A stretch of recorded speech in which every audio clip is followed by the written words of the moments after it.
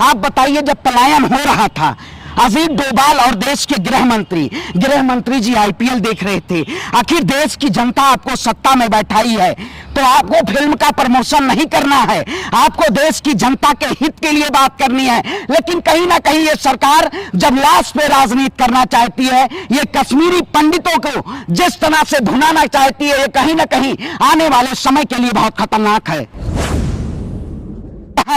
जो the Kashmir file पे आखिर विवेक अग्निहोत्री कहां है, अनुपम खेर कहां है, जो इस देश की जनता को एक मूवी के जरिए प्रदर्शित करना चाहते थे, इन्होंने कमाई कमाने का जरिया बना लिया है। फिल्म के जरिए इस देश की जनता के जेबों से पैसा लूटने का काम किया है। आखिर क्या फिल्म से आज कश्मीरियों को, कश्मीरी के पंडितों को आज क्या फायदा मिल रहा है? कहीं ना कहीं ये सवाल है, क्योंकि ये सरकार सबसे ज्यादा हिंदुओं के लिए खतरनाक है।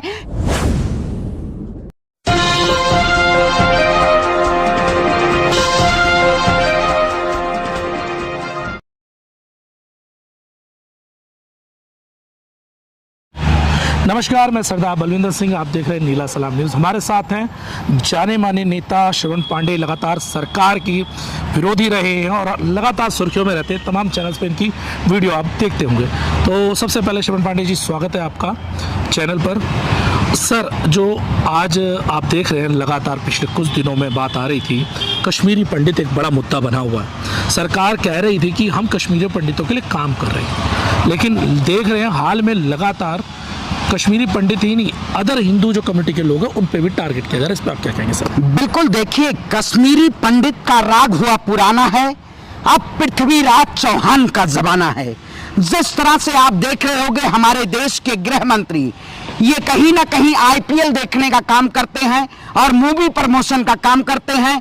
आखिर क्या वो कश्मीरी पंडित जो सरकार आर्टिकल 370 हटाने के बाद गवाही लेती थी, ये कहीं ना कहीं आज कश्मीरी हिंदुओं के लिए सवाल है और वो सभी लोगों के लिए सवाल है।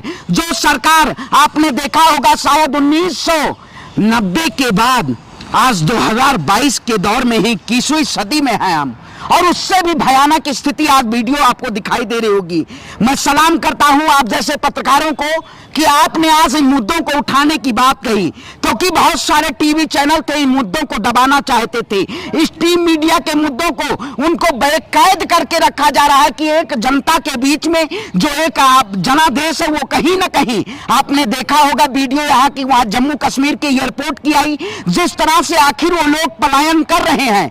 ये कहीं ना कहीं ये जो सरकार बैठी हुई है, इस सरकार की आड़ में ये पूरा षड्यंत्र किया जा रहा है, क्योंकि ये सरकार लाशों पर राजनीति करने वाली है। आखिर आप बताइए, जिस तरह से धारा 370 की कश्मीरी पंडित खुशहाल होंगे, कश्मीर की घाटी खुशहाल होगी, लेकिन आज कहीं ना कहीं कश्मीर की घाटी में जो अफरा तफरी है, ये आने वाले समय के लिए और आज की स्थिति ये कहीं हृदय विदारक से भी ज्यादा है। लेकिन हमने देखा कि जो विपक्ष है वो भी कुछ मूक दर्शक ही बना पड़ा है। विपक्ष कुछ बोल नहीं रहा, हो रहा सब कुछ है। क्या विपक्ष की जिम्मेदारी नहीं है कि इस आवाज को उठाया जाए? अगर वहां किसी की हत्या हो रही है, लोग पलायन करने को मजबूर हैं, तो क्या विपक्ष इस समय एकदम नाकारा हो चुका है कि वो बोल भी नहीं सकता? देखिए, बिल्कुल आवाज उठाने की जरूरत है। कहीं ना कहीं विपक्ष की बात की जाए, जिस तरह से भारतीय जनता पार्टी ये दिखाना चाहती है कि इस देश में विपक्ष नहीं है, लेकिन ये कहीं ना कहीं आपने देखा होगा बहुत सारे सोशल मीडिया पे भी जो राजनीतिक पार्टियां हैं वो कहीं ना कहीं सवाल खड़ा कर रही हैं। मैंने देखा है सोशल मीडिया के भी जरिए, जो आज वो दशक है, क्या 2022 का जो समय है कश्मीरी हिंदुओं के लिए, आपने देखा होगा 1990 में जब नेशनल फ्रंट और बीजेपी की भी केंद्र में सरकार थी, उस वक्त जिस तरह से कश्मीर पंडितों के ऊपर आज मैटर, कश्मीर लीव मैटर हो चुका है। आखिर क्यों ना हो जाए? आखिर जिस तरह से इस देश में हिंदुओं के नाम पे राजनीति सरकार ने किया, इस देश में कि हिंदू हित ऐसी पार्टी है, हिंदुओं के हित की बात करती है, लेकिन क्या सरकार इस देश में हिंदुओं को सुरक्षा दे पाएगी? आपने देखा होगा जब जब चुनाव आ जाता है देश में एक नए के जरिए मैं कहता हूं, ये जो लोग हैं जो द कश्मीर फाइल पे आखिर विवेक अग्निहोत्री कहां है, अनुपम खेर कहां है, जो इस देश की जनता को एक मूवी के जरिए प्रदर्शित करना चाहते थे, इन्होंने कमाई कमाने का जरिया बना लिया है। फिल्म के जरिए इस देश की जनता के जेबों से पैसा लूटने का काम किया है। आखिर क्या फिल्म से आज कश्मीरियों को, कश्मीरी के पंडितों को आज क्या फायदा मिल रहा है?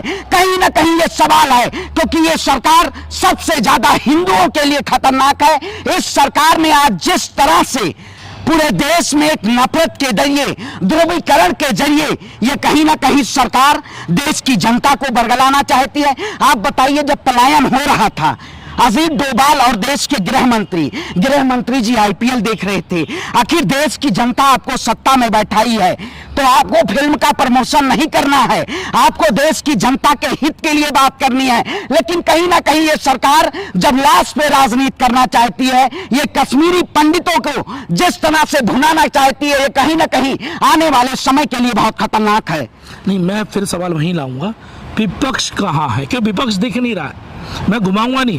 देखिए, सरकार को गाली दीजिए एक अलग बात है, क्योंकि आपका राइट है, लेकिन विपक्ष कहाँ है? अगर यही काम कांग्रेस शासन में होता तो बीजेपी हमेशा खड़ी दिखाई देती। तो कांग्रेस कहाँ है? विपक्ष में तो कांग्रेस है, या अन्य पार्टी वो कहाँ है? क्यों नहीं लड़ती वहां पर? देखिए, लड़ना सभी पार्टियों को, आज देश की जनता एकजुट है। आखिर आवाज हम भी उठा रहे हैं, भारत के नागरिक हैं, शायद हम भी उसी जनता से हैं। विपक्ष भी आपने देखा होगा जिस तरह से लगातार आवाज उठा रहा है। मैं एक सामाजिक कार्यकर्ता के तौर पे सवाल खड़ा कर रहा हूं, इस सरकार से हमेशा न्याय के लिए हमेशा गुहार रखाया हूं। विपक्ष भी इसमें कहीं ना कहीं सरकार को आड़े खड़ा करने का काम करेगा और सरकार को कटघरे में लेने का काम करेगा। कब करेगा, यही तो आपसे सवाल है सर। देखिए, आप लगातार बात करें, मुझे बताइए कितने प्रदर्शन आप लोग कर रहे हैं? देखिए, बिल्कुल देखिए, सरकार अगर सरकार आजाद है कुछ भी करने के लिए, अगर वो देख रही है इतना बड़ा कांड हो रहा है, देश के अंदर इतनी परेशानी आ रही है, उसके बावजूद सरकार काम नहीं कर रही, तो जिम्मेदारी आप लोगों की बनती है सड़कों पर उतर के क्यों नहीं सरकार से काम? देश की जनता सड़कों पे उतरने, मैंने भी अभी दिया है परमिशन कश्मीरी पंडितों के हक के लिए, मैं प्रदर्शन करने के लिए। क्या वाकई में ये सरकार इस देश की जनता के लिए कहीं ना कहीं, देखिए, मैं विपक्ष का अगर प्रवक्ता होता तो आज कहीं ना कहीं आपको मैं जवाब देता, लेकिन मैं एक सामाजिक कार्यकर्ता के तौर पे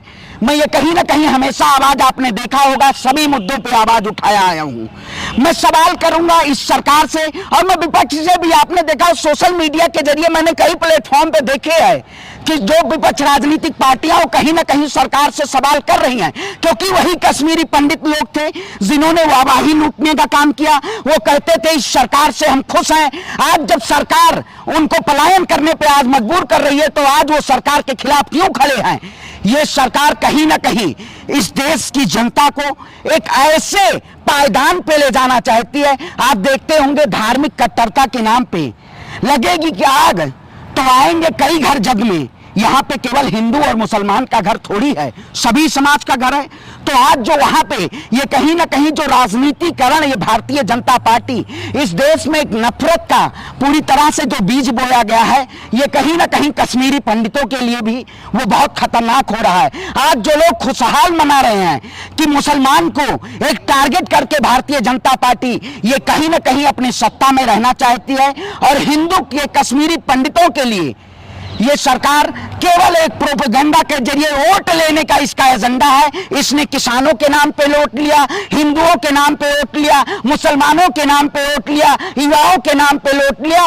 उसके बाद इस सरकार ने उनको ऐसे छोड़ दिया कि आप मरिए। ये केवल सरकार लाश पे राजनीति करना चाहती है, सिर्फ लाशों पे राजनीति। अभी हमने देखा कि इतनी बड़ी मात्रा में हम जो देख रहे हैं यहाँ की हत्याएं हो रही हैं लगातार।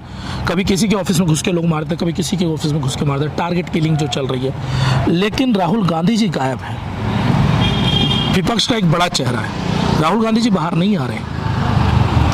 तो फिर कैसे होगा? क्यों सिविल सोसाइटी निकल नहीं रहा, सियासी दल निकल नहीं रहे, सिर्फ बीजेपी को कोसना क्या सिर्फ सोशल मीडिया पे ही बेहतर है, उसके अलावा सड़कों पे दिखाई नहीं दे रहे? देखिए, सड़कों पे हमेशा दिखाई देना जरूरी है। मैं हमेशा सड़क पे, देखिए, मैं एक स्वतंत्र इंडिपेंडेंट आवाज उठाता हूं। आखिर ये सरकार मुझे कई बार मेरी आवाज को दबाने की कोशिश की, लेकिन मैंने आवाज उठाई। मैं कहता हूं विपक्ष को, सरकार को आड़े में लेके और विपक्ष सड़क पे उतरना चाहिए और इस सरकार से सवाल पूछना चाहिए, जो सरकार शायद आलू और टमाटर और प्याज के महंगाई पे सड़क उतर के आंदोलन करने का काम करती थी, शायद आज इसी सरकार के शासनकाल में इतने ध्रुवीकरण किए जा रहे हैं, देश की जनता को त्राहिमाम किया जा रहा है, हिंदुओं का पलायन हो रहा है, कितनी हत्याएं हो रही हैं। ये कहीं ना कहीं जनता के साथ एकजुट होकर विपक्ष को भी सड़कों पे उतरने की जरूरत है और ये पूरी तरह सरकार को चौतरफा घेरना होगा, महंगाई पे भी घेरना होगा, बेरोजगारी पे भी घेरना होगा, शिक्षा स्वास्थ्य पे और धार्मिक उन्माद जो सरकार फैला के इस देश में आपने देखा होगा, मोहन भागवत जी का जब देश में ज्ञान वापी का पूरा ढिंढोरा पीट दिया जाता है, उसके बाद मोहन भागवत जी का बयान आपने सुना होगा। कल में तो ये कहीं ना कहीं जब एक ध्रुवीकरण जनता के बीच में कर दिया जाएगा, मैं कोई भी विपक्ष हो कुछ भी, आज हमें देश के साथ खड़े होने की जरूरत है। विपक्ष एक साथ आए और हम भी खड़े होने का काम करेंगे, क्योंकि इस सरकार को मुंहतोड़ जवाब देने का काम करेंगे, एकजुट होके और इस मजबूत हाथों से इस सरकार को चोट देनी होगी, संसद भवन को ईंट से ईंट बजानी होगी, क्योंकि आज शायद पूरा केंद्रीय मंत्रिमंडल हिंदू है। सभी लोग यहाँ प्रधानमंत्री, राष्ट्रपति और अजीत डोभाल चाहे जो लोग हैं एनएसए के सभी लोग हिंदू हैं, लेकिन आज सबसे ज्यादा हिंदुओं को गाजर मूली की तरह काटा जा रहा है, हिंदुओं के ऊपर राजनीतिक सियासत की जा रही है। हिंदू मुस्लिम का जो ये पोलराइजेशन है, ये कहीं ना कहीं बीजेपी वोट बैंक के लिए अपने फायदे के लिए काम करती है और अब एक ऐसी राजनीति का खात्मा होना चाहिए। और इस भारत में अब वही अमन चैन के लिए आपने देखा होगा, सबसे ज्यादा सेना की पुलिस, राज्य की पुलिस, कश्मीर में इतना सुरक्षा है और सुरक्षा के बीच में टारगेट किलिंग किया जाता है। आखिर या न कहीं गृह मंत्रालय से सवाल पूछना लाजमी है और इस देश के गृह मंत्री से मैं सवाल पूछता हूं, अगर आज देश की जनता के साथ अगर न्याय नहीं कर सकते तो आप इस्तीफा दे दीजिए। देश की जनता अमित शाह जी से इस्तीफा मांग रही है, अब आपको कुर्सी पे और सत्ता पे बैठने की जरूरत नहीं है। सवाल तो उनसे भी होना चाहिए जो विपक्ष में बैठे हैं और बड़े पदों पे बैठने के बावजूद आवाज नहीं उठा रहे, क्या उन्हें इस्तीफा नहीं देना चाहिए? देखिए, मैं कहता हूं अगर जो लोग कहीं ना कहीं सरकार के लिए सरकार के अगर सवाल नहीं कर पाते हैं तो उनको भी आज मैं कहता हूं इसीलिए आवाज उठाने का। देखिए, मैं कहता अगर किसी भी पार्टी का मैं प्रवक्ता होगा तो शायद उस पक्ष को रखता मैं उस बात को, लेकिन आप स्वतंत्र, मैं कहता हूं विपक्ष के साथ मैं भी खड़ा हूं। विपक्ष आवाज उठाए, कश्मीर में चलने का काम करेंगे, जो लोग पलायन कर रहे हैं उनके साथ से कंधे से कंधा मिला के चलने का काम करेंगे। आखिर वो लोग, आपसे सिर्फ इतना कह रहा हूं, अगर आप सामाजिक स्तर पे पीएम प्रधानमंत्री से इस्तीफा मांग सकते हैं तो जो विपक्ष के जो लोग हैं, जो अपनी बात को जो लोग उठा नहीं रहे, जो सामाजिक मुद्दों को नहीं उठा रहे, तो उनसे भी तो इस्तीफा मांग सकते हैं।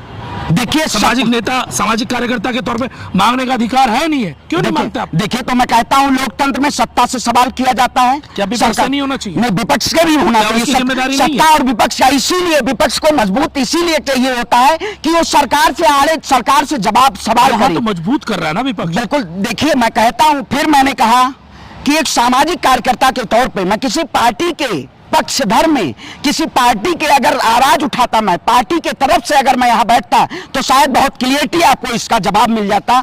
लेकिन समाज के हित लिए अगर कोई भी राजनीतिक पार्टी उन हिंदुओं के लिए और कश्मीरी पंडितों के लिए, अगर कोई भी विपक्ष की पार्टियां अगर हमारा साथ चाहती हैं, मैं हमेशा खड़ा हूं, क्योंकि इस देश की लड़ाई में सबको सहयोग देने की जरूरत है और देश को बचाने के लिए। और आप जैसे पत्रकार जो सोशल मीडिया के चौथे स्तंभ को कहीं ना कहीं आज बचा के रखा है आपने, तो इसके लिए भी आपको सलाम करता हूं और विपक्ष के साथ मैं खड़ा होने के लिए तैयार हूं।